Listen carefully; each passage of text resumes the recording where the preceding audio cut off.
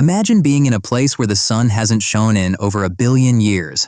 At the absolute bottom of the Mariana Trench, nearly 11,000 meters down, the water pressure is a crushing 16,000 pounds per second square inch. There is absolutely no sunlight, which means there are no plants, no algae, and no photosynthesis happening down here. Logically, this pitch-black abyss should be a suffocating, anoxic wasteland incapable of supporting complex life, but it isn't.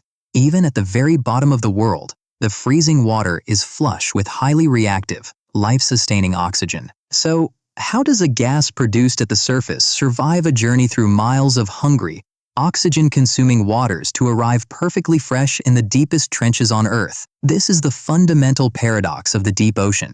You breathe automatically, pulling air into your lungs without a second thought. But the bottom of the ocean breathes through a massive, slow-motion planetary lung, a circulatory system so vast it defies ordinary human comprehension. We are going to track a single breath of fresh air from the freezing polar surface all the way down into the darkest, most pressurized trenches on the planet.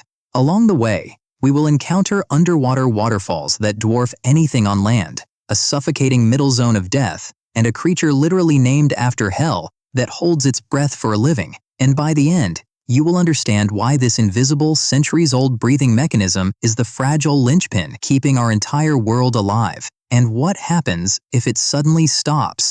The journey of this oxygen starts at the surface of the freezing polar oceans. Specifically, we need to look at the Greenland and Weddell Seas during the fierce polar winter. As the temperature drops, the surface water becomes incredibly cold, and near-freezing water naturally absorbs significantly more oxygen from the atmosphere than warm tropical water. Then, the sea ice begins to form. When salt water freezes, the ice crystals physically cannot hold the salt, expelling it into the surrounding liquid, in a process known as brine rejection. This process creates water that is both near freezing and packed with excess salt, making it the densest water on the planet, unable to remain buoyant. This massive volume of hypersolent, highly oxygenated water simply plummets toward the seafloor. This isn't a gentle trickle. This sinking action forms underwater waterfalls cascading over undersea ridges between Greenland, Iceland, and Scotland, plunging thousands of meters down at speeds and volumes that make terrestrial waterfalls look like dripping faucets.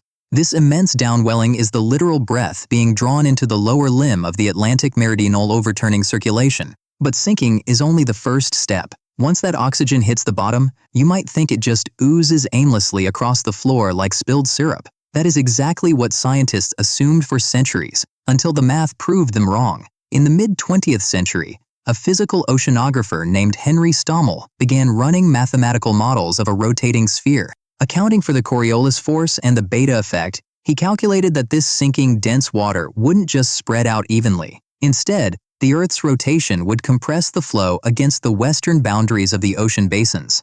His math predicted a violent, high-speed, invisible river flowing thousands of meters deep in total darkness. People were skeptical because no instruments existed that were capable of tracking deep, invisible currents.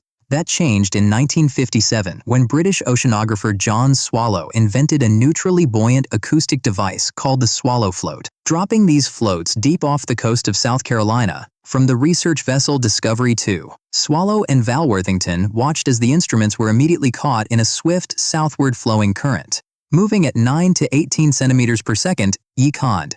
It was behaving exactly as Stommel's math had predicted. They had found the deep western boundary current, the massive hidden highway that injects polar oxygen into the global deep. To understand the sheer scale of this underwater river, we have to look at how oceanographers measure moving water. They use a volumetric unit called the Sverdrup, named after Harold Sverdrup, simply because researchers were tired of writing millions of cubic meters over and over. 1 Sverdrup is equal to 1 million cubic meters of water flowing every single second. Imagine 1 million king-size waterbeds floating past you every second. The entire Amazon River, a force of nature that feels unfathomably massive to us, flows at merely 0.2 Sverdrups.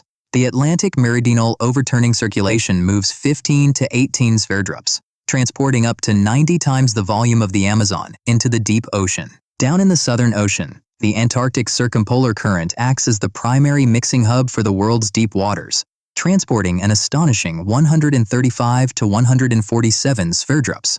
That is the equivalent of more than 675 Amazon rivers flowing simultaneously in the freezing dark. And this massive, rushing river of oxygen is heading straight beneath a layer of the ocean that is actively trying to suffocate it. Between 200 and 1,500 meters deep lies a stagnant death trap called the oxygen minimum zone, or the shadow zone. Think of the ocean like a high-rise office building. The ground floor has wide-open doors, letting in those deep, rushing currents of fresh air, and the roof is wide open to the surface winds. But the middle floors have no windows, and everyone inside is constantly smoking. Every day, a continuous shower of dead plankton, feces, and mucus drifts down from the sunlit surface. This biological debris is known as marine snow. It acts like the dust accumulating in an abandoned house, except billions of aerobic bacteria feast upon it as it falls. This intense bacterial respiration strips the surrounding water of its dissolved oxygen, with 80 to 90% of the organic matter being consumed in the top 1,000 meters. Because water behaves more like stacked, sliding glass plates of different temperatures and salinities rather than a well-blended smoothie, this suffocating midwater sits right on top of the fresh abyssal currents without mixing. Oxygen levels in this shadow zone can crash below 1/10 of a milliliter per liter, creating microxic conditions. For almost all complex marine life, this is completely lethal. Paradoxically, to reach the fresh air of the abyssal plains, a creature must first survive this suffocating midwater gauntlet. And this is where it gets weird, because one extraordinary animal actively weaponizes this lack of air. Enter Vampire Squid, the vampire squid from hell. While most marine life avoids the shadow zone, this living fossil evolved specifically to conquer it. It thrives in waters with oxygen saturations as painfully low as 3%. Instead of living the high-energy lifestyle of its predatory cephalopod cousins, it has entirely abandoned hunting, boasting the lowest mass-specific metabolic rate of any known cephalopod. It possesses massive gills and blood rich in a copper-based pigment called hemocyanin, which binds to scarce oxygen molecules with unparalleled efficiency. It simply drifts neutrally buoyant in the pitch black, deploying 2 long, sticky, tactile filaments to catch falling marine snow, rolling the dead material into a mucus ball with its suckers. When threatened in the dark, it doesn't bother shooting ink, because ink is entirely useless in pitch black, anoxic water. Instead, it throws its arms up and over its own head, turning itself inside out to expose menacing fleshy spines called cirri. Because of its bizarre shape, scientists officially refer to this dramatic defensive maneuver as the pineapple pose.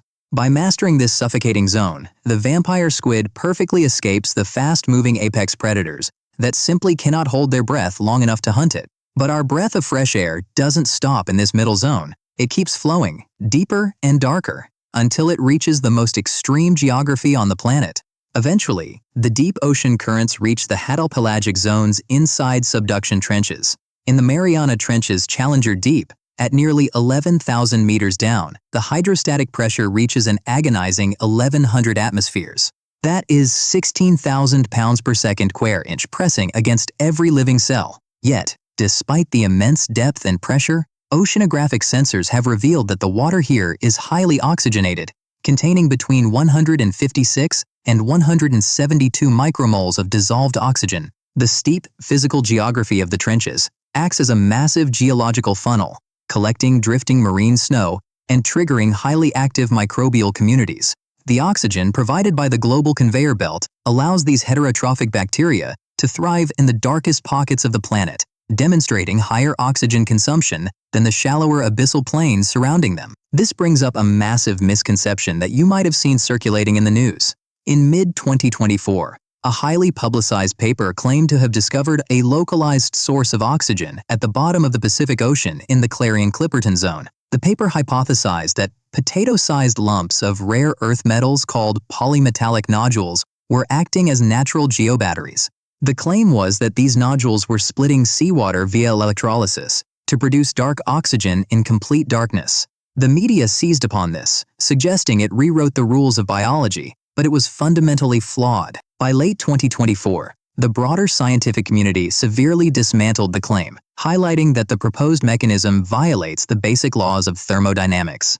The maximum voltage recorded on the nodules was roughly 0.24 volts, falling far below the 1.23 volts theoretically required to split water. Independent scientists revealed that the rising oxygen was almost certainly an experimental artifact caused by faulty optode sensors or equipment off-gassing, not a magical metal battery. Let me be incredibly clear. Nearly 100% of the oxygen in the deep ocean is imported directly from the surface atmosphere via thermohaline circulation. Even the chemosynthetic bacteria near hydrothermal vents consume oxygen to create sugars.